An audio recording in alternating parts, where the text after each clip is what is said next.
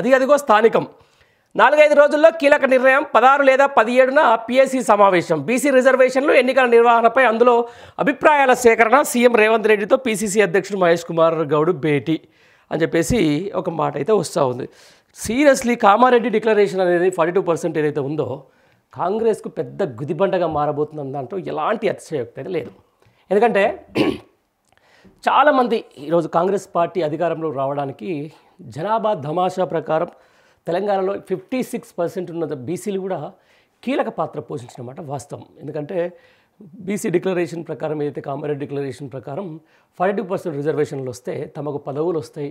స్థానికం నుంచి మొదలెట్టుకుంటే ZPTC MPTC ఎలక్షన్ల వరకు మాకు రిజర్వేషన్లు వర్తిస్తాయని చెప్పేసి కూడా చాలామంది ఆశావాహులు లేకపోతే చాలామంది 2 టైర్కి సంబంధించిన సిటీలో ఉన్నటువంటి పొలిటికల్ నేతలైతేనేది లేకపోతే కొత్తగా రాజకీయాల్లోకి రావాలనుకున్న వాళ్ళు చాలామంది కూడా కాంగ్రెస్ వైపు మొగ్గు చూపినమాట వాస్తవం. ఎలక్షన్లో కాంగ్రెస్ ఓటేసిన మాట కూడా వాస్తవం. అయితే ఇప్పుడు అదే పెద్ద గుదిబండగా మారింది. అంటే వీళ్ళు ఇచ్చిన హామీలకు సంబంధించిన దాంట్లో ప్రతి దాంట్లో ఏదో ఒక మెలిక ఉంది.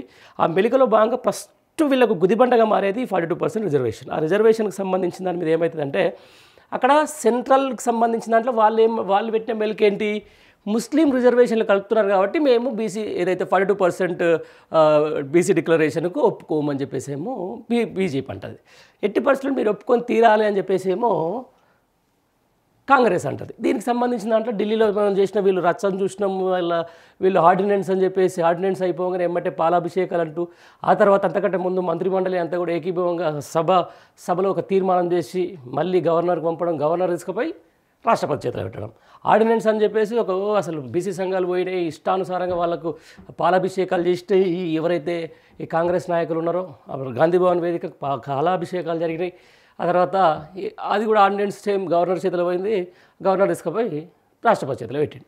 ఏదేమైనా కూడా బీసీ డిక్లరేషన్ జరగాలంటే 42% తెలంగాణలో రిజర్వేషన్లు రావాలంటే ఖచ్చితంగా 9th షెడ్యూల్లో పెట్టాల్సిందే.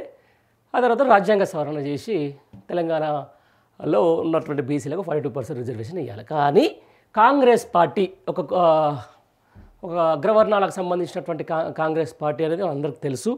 ఆ కాంగ్రెస్ పార్టీ బీసీల మీద ఎంత సిద్ధశుద్ధి ఉందనేది దీన్ని బట్టి అర్థమవుతుంది. ఖచ్చితంగా స్థానిక సంస్థల ఎలక్షన్లో మాత్రం 42% రిజర్వేషన్లు మాత్రం అమలు కాకపోతే మాత్రం ఎవ్రీ బీసీ బిడ్డలందరూ కూడా ఏకం కావాల్సిన అవసరం ఉంటుంది.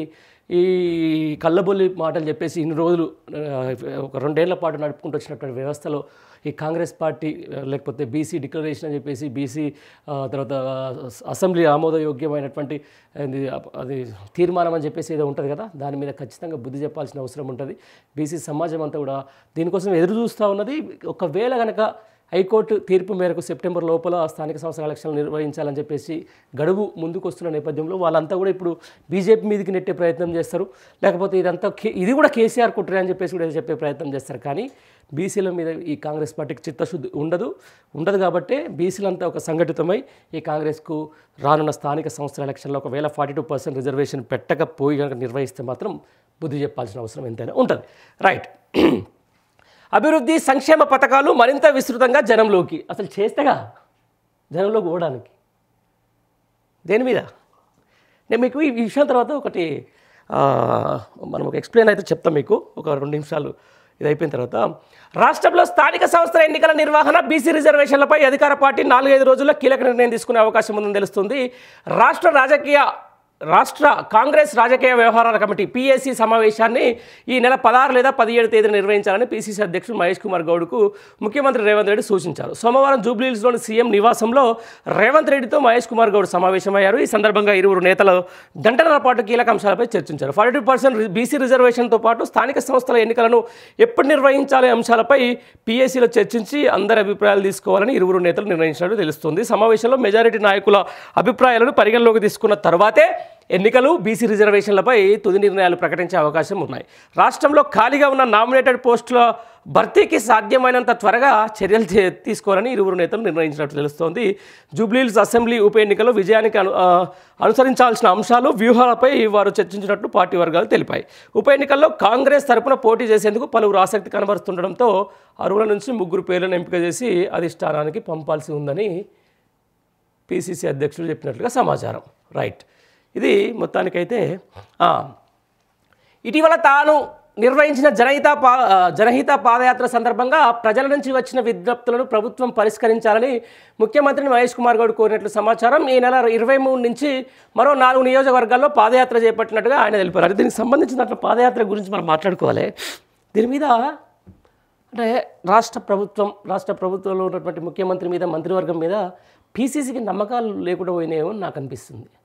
ఈ జనహిత పాదయాత్ర పేరిట ఏఐసీసీ ఇన్ఛార్జ్ మీనాక్షి నటరాజన్ నేరుగా మహేష్ కుమార్ గౌడ్ కలిసి కూడా కొన్ని నియోజకవర్గాల్లో పాదయాత్ర చేసిరు.